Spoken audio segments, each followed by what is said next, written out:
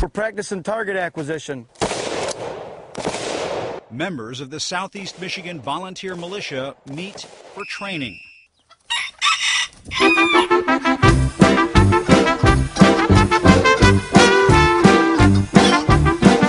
There's a sense of white dispossession among a certain strata of the white population.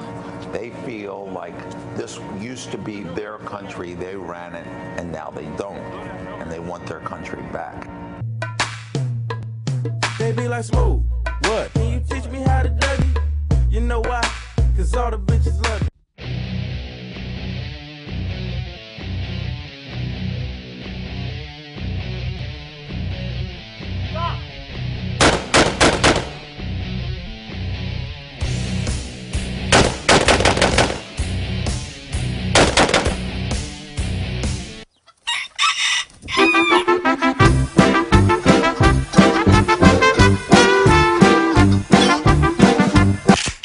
I love that sound. For the Miracle family, normal includes keeping more than 20 guns in the house. Not all of them under lock and key. And this is one of how many in the house? 22, I think. And they bring their children, like 13-year-old Megan, on militia outings. Booyah! And they use the weapons. They use the firearms. Me see, what's your fee? Never mind, baby, you owe me. For them drinks at the bar, for smoking this weed. Come on. A report out this morning says anti-government and white racist militias are regrouping around the country. The Southern Poverty Law Center says it is in part a reaction to the election of America's first black president. CBS News correspondent Bob Orr reports.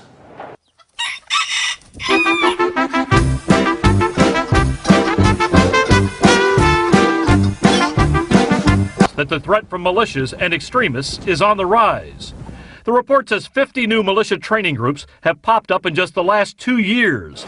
Gun and ammunition sales are skyrocketing. And right-wing extremists, historically motivated by a distrust of government, are now especially angry about the election of America's first black president.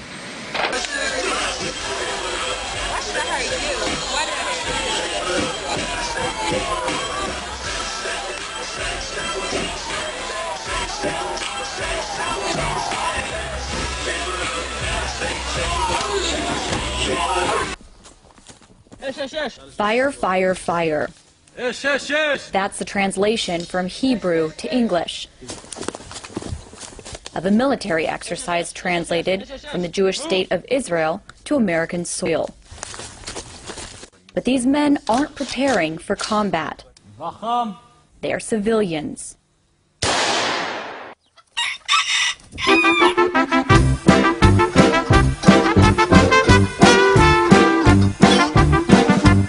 They're training here in the woods with semi-automatic weapons. This is a civilian version of the U.S. military's M16 assault rifle. This is the Israeli-made Uzi. And knives.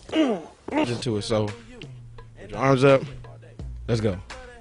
So they try to shoot me, bitches be stuck to me. I think they try to glue me. I make the party shine bright when it started gloomy. This beat was bubble gum, so I had to chew it. Teach me how to do it. Okay, that's that part, right? And the purpose of this drill is to show you the difference between maneuvering against an enemy and defending against an enemy. You ready? You got to combine all these 3 steps together. This is the third step, and that's the Take It Fresh part. The signature move, the reason it got the name. You ready? So we're going to cover some shotgun reloading drills. First I'll do mine with my semi-auto, which is a Benelli M4, and then Tater Tot will help me out later and deal with his Remington 870, which is a pump action.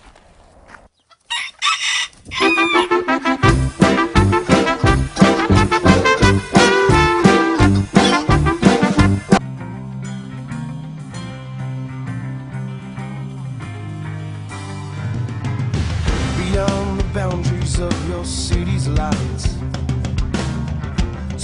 He ain't like me.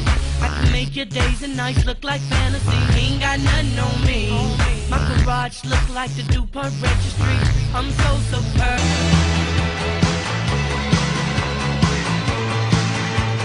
Maria,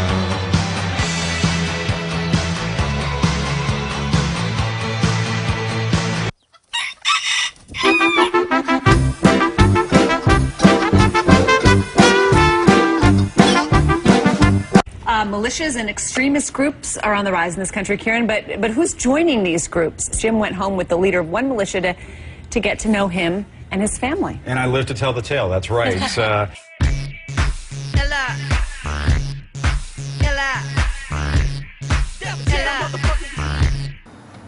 I never thought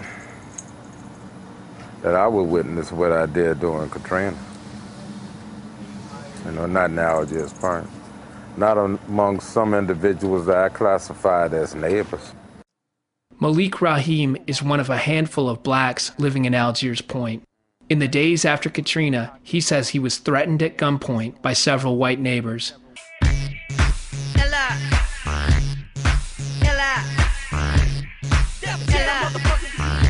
You know, I was talking to my cousin and our friend, and I was telling them that, yeah, we finally about to get out of here.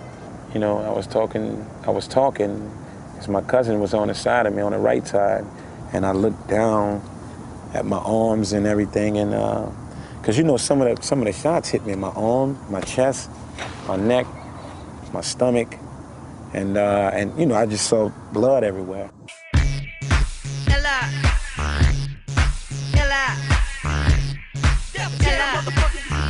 I ran up into the corner, and they had these two guys in the car. They had these two white men in the car. And, you know, I'm asking these guys, I'm like, help, you know, help me, you know what I mean? And the guys was like, I can remember him telling me, we can't help you, you know? Get out of here, you know what I'm saying? And one of the guys, one of them, I can remember one of them calling me a nigger, you know, get out of here, nigga. We can't help you. We liable to shoot you ourselves. That was the last thing I heard him say. That's the kind of, you know, that's the kind of mindset they was in, you know, like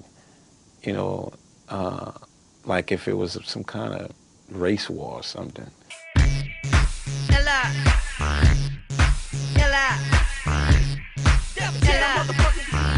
You know, you never think that'll happen to you in your wildest imagination. That got me looking at white people a whole different perspective now.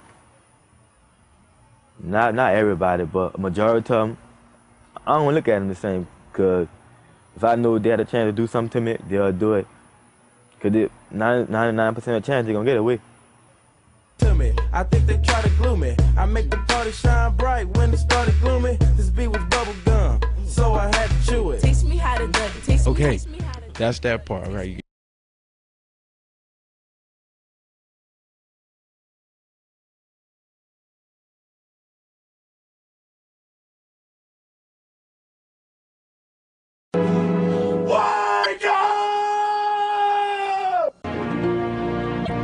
Please, wake up.